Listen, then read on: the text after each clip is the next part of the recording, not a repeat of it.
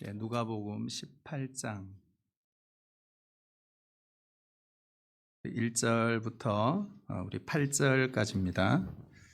누가복음 18장 1절부터 8절까지 우리 교독으로 읽고요. 8절 우리 같이 읽도록 하겠습니다.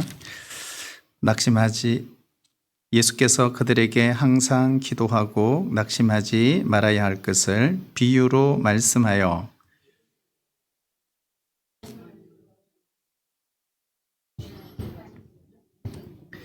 그 도시에 한 과부가 있어 자주 그에게 가서 내 원수에 대한 나의 원한을 풀어주소서 하되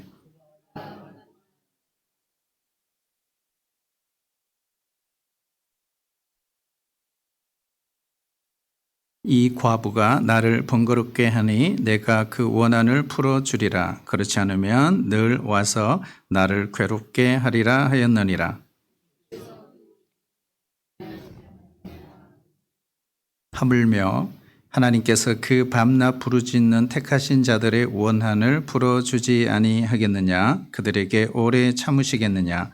내가 너희에게 이르노니 속히 그 원한을 풀어주시리라.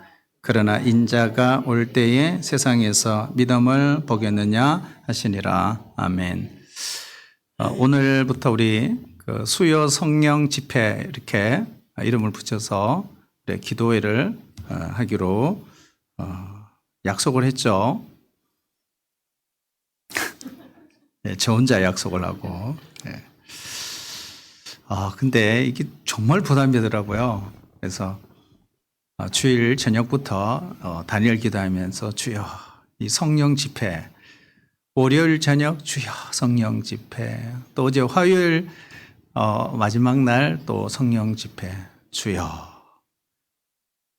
이 성령 집회라고 하는데 찬양을 성령 찬양을 해야 됩니까? 성령이 임하셔야 되는데 어떻게 하죠? 아마 오늘 성령 집회인지도 모르고 있는 분도 있을 수 있고 또 알고 오신 분도 있고 야 오늘 과연 뭔가 열리겠다. 성령의 불이 떨어지겠는데 하고 기대하고 오신 분이 있을 수도 있겠죠. 하지만 제가 기도하면서 그런 생각을 하나님이 내 마음속에 주시더라고요. 뭘 그렇게 걱정하냐? 너는 너 하려면 해. 말씀 전하고 찬양해. 그건 내가 하는 일인데 왜 그걸 걱정하니? 그런 마음을 주시더라고요. 그래서 부담을 확 내려놓게 됐어요. 여러분 잘한 것 같죠? 네, 잘한 것 같아요. 우리 한번 따라해 볼까요? 항상 기도하고 낙심하지 말라. 네. 오늘 이 비유 말씀이죠. 근데 우리가 설교도 많이 듣고 또 많이 읽는 본문이에요. 그리고 인용도 많이 합니다. 오늘 이 말씀을 누구에게 주었느냐가 중요하죠. 그러니까 오늘 문맥이 되게 중요합니다. 오늘 그 1절에 보시면요. 예수께서 그들에게 이렇게 돼 있어요. 그들이 누구죠? 그들. 누구예요? 어디로 보시냐 하면 17장 22절. 17장 22절에 보면 또 제자들에게 이르시되 이렇게 되죠. 때가 이르리니 그다음 뭐요? 너희가 인자의 날 해서 내용을 쭉 보면 무슨 날이죠? 예수님의 재림. 재림 이야기를 하신 거예요. 어디까지? 17장 35절까지. 그래서 예수님이 제자들에게 재림에 관한 이야기를 하시고 난 이후 18장 1절에 예수께서 누구에게요? 제자들에게 이렇게 한 거예요. 자, 그렇다면 오늘 이 본문은 어떤 내용일까요? 바로 주님의 재림을 기다리는 제자들이 준비해야 될 것이 뭐라는 거예요? 기도구나. 이해되세요? 기도구나. 그 이야기. 기도를 할 때 어떻게 해요? 항상 이렇게 해요. 왜? 언제 오실지 모르니까. 그래서 항상 기도하고 뭐 하지 말라? 낙심하지 말아야 한다. 오늘 이 이 내용에서 우리에게 가르쳐 주는 말씀이 두 가지죠. 하나는 항상 기도하라. 이렇게 나누시면 되죠. 또 하나가 뭘까요? 낙심하지 말라. 이 두 가지입니다. 우리가 왜 항상 기도해야 될까 하는 거예요. 왜 그럴까요? 문맥으로 보면 주님이 언제 오실지 모르기 때문이에요. 오늘 우리에게 적용하면 우리가 걷는 길을 모르기 때문에요. 우리가 예수님 믿기 전에는 어떻게 해요? 길을 알았어요. 그때는 모든 사람들이 가는 그 길이 나도 가는 길이구나 라고 생각을 했어요. 그러나 우리가 예수님 믿고 난 뒤에는 우리의 길이 없어져 버린 거예요. 마치 안개 속을 걸어가는 것과 같고 마치 맹인이 시각장애인이 혼자서 길을 걷는 것과 같아요. 그런데 모르니까 중간에 길을 몰라 물어볼 사람들을 우리가 만나지 못한다면 뭐 한다? 낙심할 수밖에 없다라는 말이에요. 그래서 오늘 예수님은 우리에게 뭘 하라는가요? 항상 기도하라. 그리고 낙심하지 말라. 그렇게 말씀하시는 거예요. 이것이 뭐예요? 신자의 특징이다 하는 거예요. 우리는 아무도 걸어가 보지 않았던 길을 걸어가는 사람들입니다.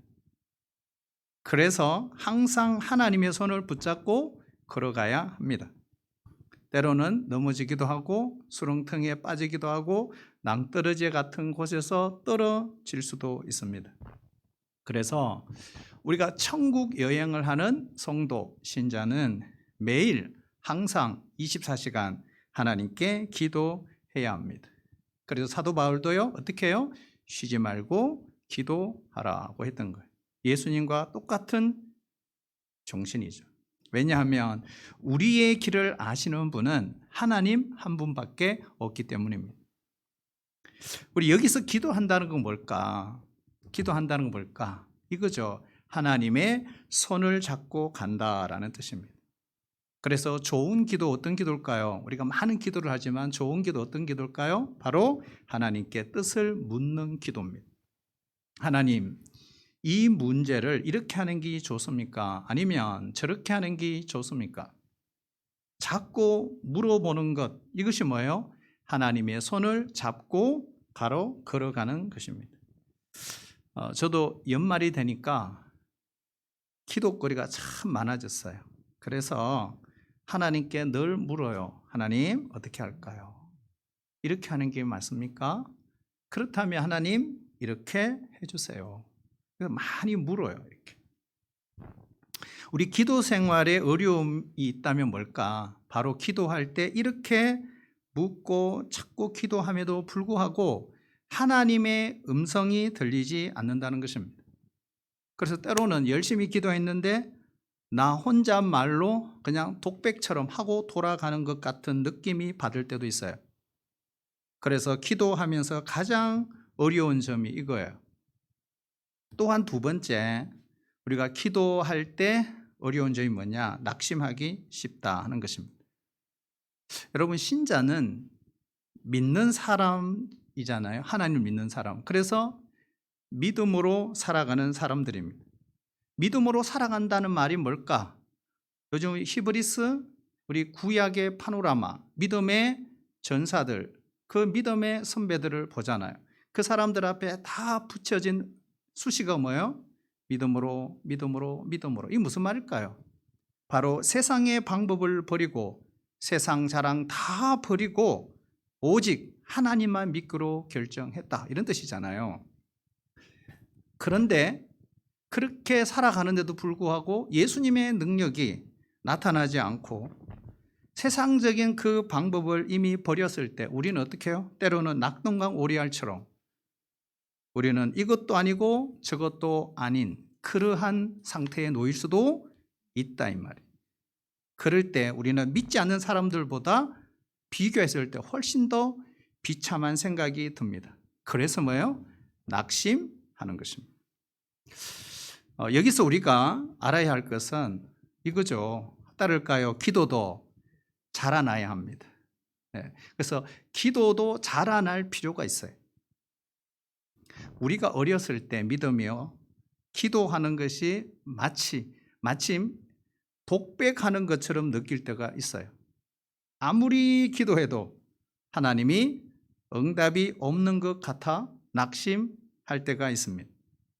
그러나 어디까지나 이것은 시작에 불과합니다. 믿음이 자라면서 나타나는 현상이 있어요. 그 현상이 뭘까요? 기도 시간보다 더 좋은 시간은 없다. 기도보다 더 중요한 것은 없다. 기도 시간이 가장 즐거운 시간이다 라는 사실을 알게 된다는 거예요. 여러분 탁구 좋아하세요?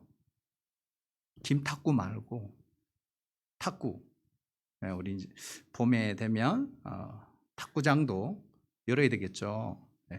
자, 탁구를 우리가 처음 배울 때 보면 탁구공이 하늘로 날아다닙니다. 그렇죠? 그러니까 처음 배울 때 보면 자세도 어중중합니다. 거의 로봇 자세. 제대로 자세, 폼이 나오지 않아요. 라켓을 계속 공이 피해 다니잖아요. 빠져나가고. 그러나 어느 정도 기술을 배우고 우리가 터득을 하게 되면 어떻게 해요? 자세가 엉성하지만 드러나기 시작하고 공도 받아 넘기기 시작해서 게임이 가능하게 되는 것과 같아 이 말이에요. 오늘 함께 읽은 이 말씀 비유를 보면 어느 도시에 한 과부가 있었어요. 그런데 아마도 어떤 나쁜 사람에게 자기의 전 재산을 다 날려버린 것 같아요. 당시 과부는 사회적으로 보면 아주 힘이 없는 존재. 그 도시의 재판장은 하나님을 두려워하지 않고 사람을 무시하는, 그야말로 요즘 말하면 고집불통, 교만한 사람, 오늘 본문에 있는 것처럼 불의한 재판장이었습니다. 이 재판장이 만약에 이 과부 입장에 생각해 보면 하나님을 두려워하는 사람이었다면 아마 신앙적으로 말해 보았을 거예요. 그러나 믿음도 전혀 통하지 않는 사람, 만일 이 과부가 친한 사람이 많았다면 어떻게 했을까요? 그 친한 사람 때문에 조금 자신의 사정을 돌아볼 수 있었지만 친한 사람도 없어요. 뇌물을 바칠 만한 여유도 없는 여인, 이런 사람입니다. 결국 돈 없죠, 친구 없죠, 그리고 재판장마저 나쁜 사람, 도무지 어려움을 해결할 길이 없었던 것입니다. 자, 그러면 이런 상황에서 보통 사람들은 어떻게 해요? 포기하겠죠. 그러나 이 과부는 이 모든 문제가 어떻게 해요? 정말 자신에게는 중요한 문제였어요. 사느냐 죽느냐. 그래서 포기할 수 없었어요. 끈질기게 재판장을 찾아가요. 괴롭힐 정도로. 비록 불의한 재판장이라 할지라도 아마 이 과부, 이 여인에게는 이런 믿음이 있었던 것 같아요. 그도 인간이잖아. 그래서 자꾸 찾아가게 되면 거절하지 못할 것이라고 하는 뭔가 믿음이 있지 않았을까 하는 거예요. 결국 어떻게 됐을까요?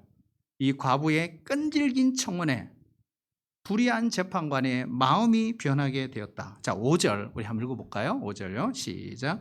이 과부가 나를 번거롭게 하니 내가 그 원한을 풀어주리라. 그렇지 않으면 늘 와서 나를 괴롭게 하리라 하였느니라. 아멘.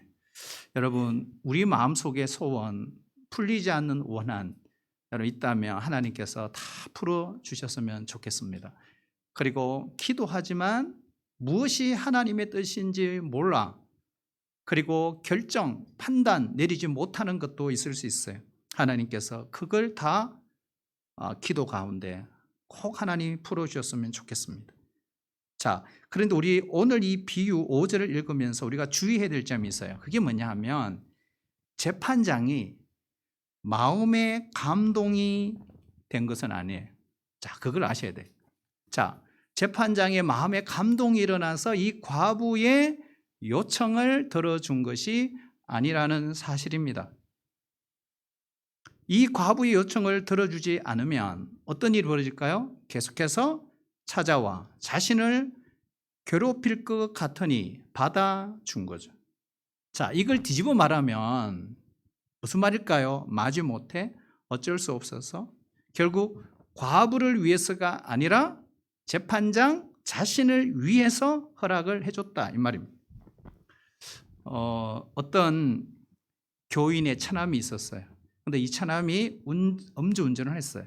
교통사고가 났고 그래서 상대방이 좀 많이 다쳤습니다. 그런데 상대방이 합의를 안 해주는 거예요.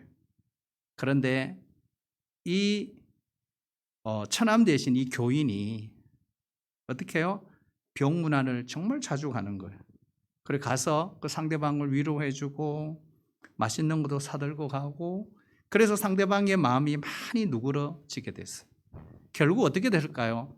끈질기게 찾아간 그 사람으로 말미암아 그 마음이 움직였어요. 그래서 합의를 해 주었다는 거예요. 그러니 처음에는 어떻게 해요? 밉고 화가 나고 분노가 나고 들어주지 않을 것 같았지만 자꾸 가니까 가까워지고 결국 마음의 담이 어떻게 해요? 무너진 거예요.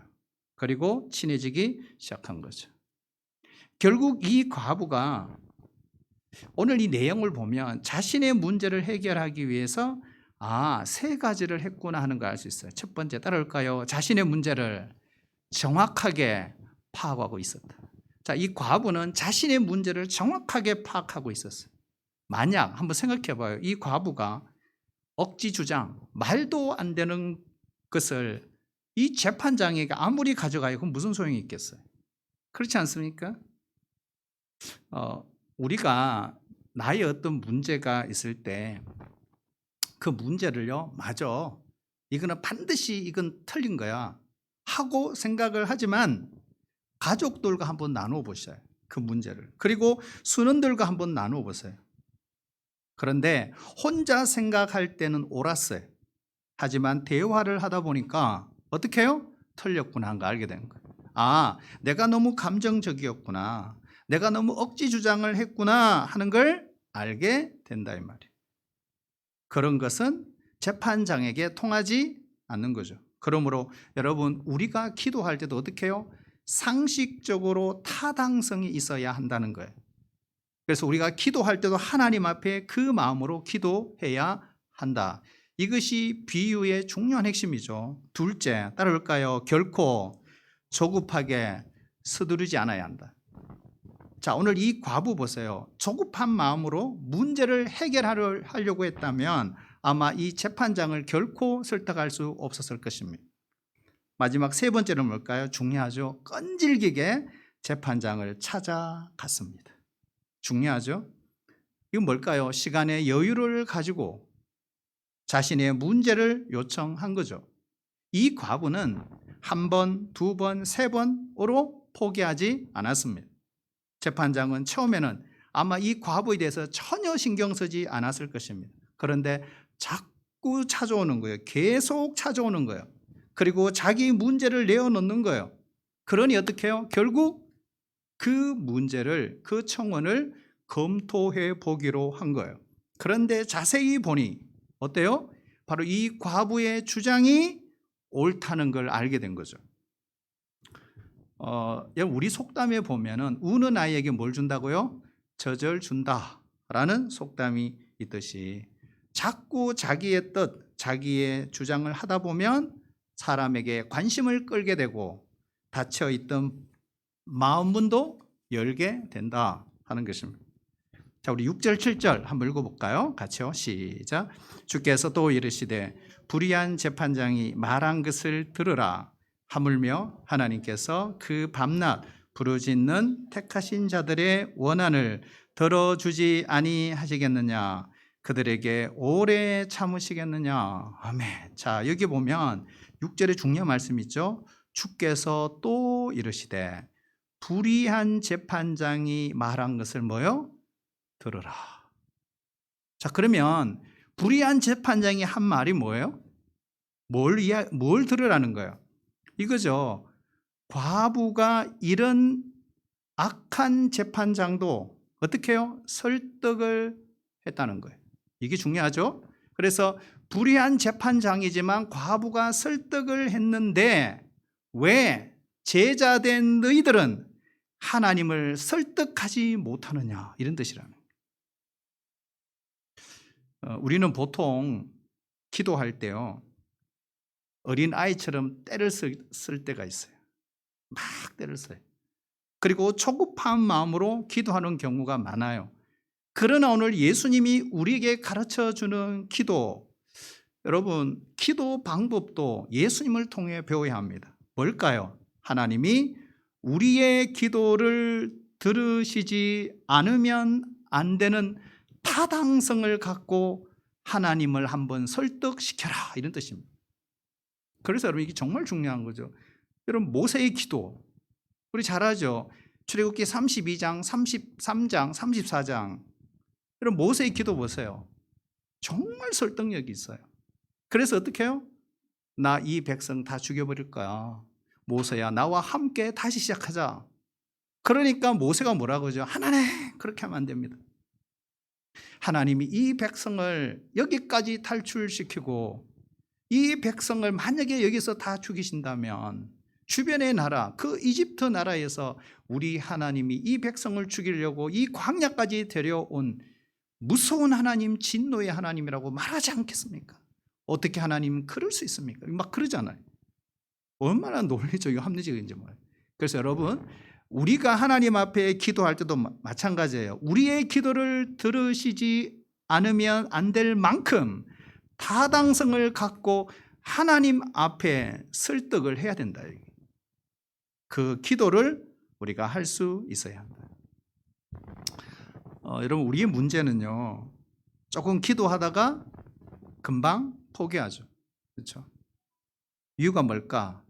여러 가지 이유가 있지만 가장 중요한 건 첫 번째, 저는 그 기도 자체를 믿지 않는다. 이게 첫 번째라고 생각해요. 두 번째는 하나님의 신실하심과 능력을 믿지 못하기 때문이다. 하나님은 불의한 재판장과 분명히 다릅니다. 왜요? 여러분, 불의한 재판장은 사실은 이 과부의 청원을 딱 들어주면 자기 할 일은 끝났어요. 하지만 우리 하나님은 그런 분이 아니에요. 어려움을 통해 우리가 더 성숙하기를 원하시는 분이시다. 그래서 어려움의 해결에 초점이 있지 않다. 우리 오늘 무슨 요일이죠? 수요일. 지난주 목요일 날 우리 제자 훈련하면서 기도의 유익하면서 두 가지를 이야기했어요. 제자 훈련. 기도의 유익은 두 가지다. 그래서 첫 번째 뭘까요? 첫 번째, 응답. 자, 내가 기도했는데 그 자체를 그대로 받는 응답. 응답 자체가 기도의 유익이다 그랬어요. 그리고 또 하나가 있다 그랬어요. 우리 최 집사님 기억나세요? 네.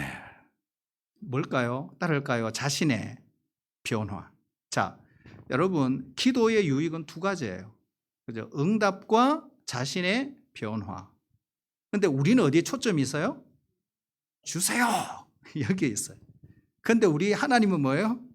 아니에요. 해결 문제에 있는 게 아니에요. 그 어려움을 통해 그 사람이 변화되기를 원하십니다. 그래서 해결에 초점이 있지 않다. 도리어 시험을 통해 하나님이 우리에게 뭐예요? 우리를 일깨우시고 기도하게 하시고 십자가 앞에 더 가까이 가게 하시려는 것이다 하는 거예요. 하나님은 우리가 어려움을 당했을 때 이걸 원하시구나. 아이처럼 때를 써서 그 책임을 기도하면서 마치 하나님께 떠맡기듯이 하나님 하나님께 맡겨놓은 게 있어요 우리가요? 마치 그렇게 한다든지 아니면 그걸 하나님이 어떻게 해요? 기도를 통해 어려움을 통해 못하게 하시는 거예요. 그리고 그 어려움을 통해 기도하면서 하나님이 우리에게 뭘 하게 하시는가? 고민하게 하세요. 고민하게 하세요. 그리고 어려움을 외면하지 못하도록 도망치지 못하도록 그런 믿음을 우리에게 원하세요. 그리고 궁극적으로는 이거죠. 어려움을 자신의 것으로 소화해낼 수 있는 능력을 키우기를 원하신다. 저는 요리에 관심이 없습니다. 잘 할 줄도 모릅니다. 그래서 최근에 저희 집 사람이 하는 말이 이제부터는 묻지 말라고. 왜 하나부터 10까지 다 가르쳐 주냐고. 이제는 알아서 해보라고. 정말 어려워요. 근데 여러분, 우리 하나님이 그런 거예요. 하나님이 우리가 어려움을 통해 기도하면서 우리가 어떻게 해요? 그 어려움을 고민하며 소화시킬 만한 믿음의 사람이 되기를 원하신다. 그래서 시련을 통해서 우리의 생각이 변하고 우리의 믿음이 자라나게 되는 것이죠. 근데 가장 안타까운 게 있어요. 신자에게 가장 안타까운 거, 그게 뭘까요? 어려움을 당했음에도 불구하고 변하는 것이 없어요. 그리고 깨닫는 것이 없어요. 가장 안타까운 일입니다. 자, 우리가 기도하면서 또 기억해야 될 것이 있어요. 이게 중요하죠. 따라할까요? 모든 어려움을 해결하실 수 있는 분은 하나님이시다. 그렇죠? 그러니까 자신의 변화뿐만 아니라 이 문제를 해결하실 수 있는 분은 오직 하나님 한 분뿐이라고 하는 그런 믿음. 이 사실을 믿는 자면 어떻게 해요? 기도를 필사적으로 하겠죠. 매달리겠죠. 우리의 기도의 대상인 하나님, 그분은 전지전능하신 분인 줄로 믿습니다. 하나님께는 모든 것이 있습니다. 만약 우리가 하나님을 이렇게 생각할 수 있어요. 삼성그룹의 회장, 그죠? 현대그룹의 회장을 만나는 것으로 생각한다면 얼마나 우리가 기대치가 높아지겠습니까? 왜냐하면 그들은 뭐가 많아요? 돈이 많아요. 그러나 거꾸로 하나님 앞에서 그 부자들은 다 개미 한 마리보다도 힘이 없어요. 이게 무슨 말일까요? 하나님은 그만큼 부유하시고 능력이 많으신 분이라는 사실입니다. 그래서 우리가 기도할 때마다 여러분 이런 마음으로 기도하면 어떨까요? 우리 하나님을 억만장자라고 생각하고 여러분 기도 한번 해보세요. 하나님께는 해결할 수 없는 어려움은 없습니다. 우리가 기도하면 하나님은 가장 좋은 길로 인도하십니다. 사실 기도할 마음이 여러분 생기셨습니까? 기도하고 싶으십니까? 그렇다면 이미 그것 자체가 하나님의 은혜를 받은 것인 줄로 믿습니다. 하나님이 우리에게 은혜를 주시지 않으면 사실 기도할 마음도 생기지 않아요. 그리고 현장에 이곳에 그리고 온라인으로 예배 드리기도 어렵습니다. 그래서 우리가 기도하는 그 자체가 뭐예요? 하나님의 응답의 시작이라는 것을 믿으셔야 합니다. 왜냐하면 따를까요? 우리가 기도하는 것이 순종하는 것이기 때문에.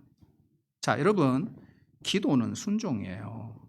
해도 되고 안 해도 되는 게 아니에요. 기도한다는 것은 순종하는 것입니다.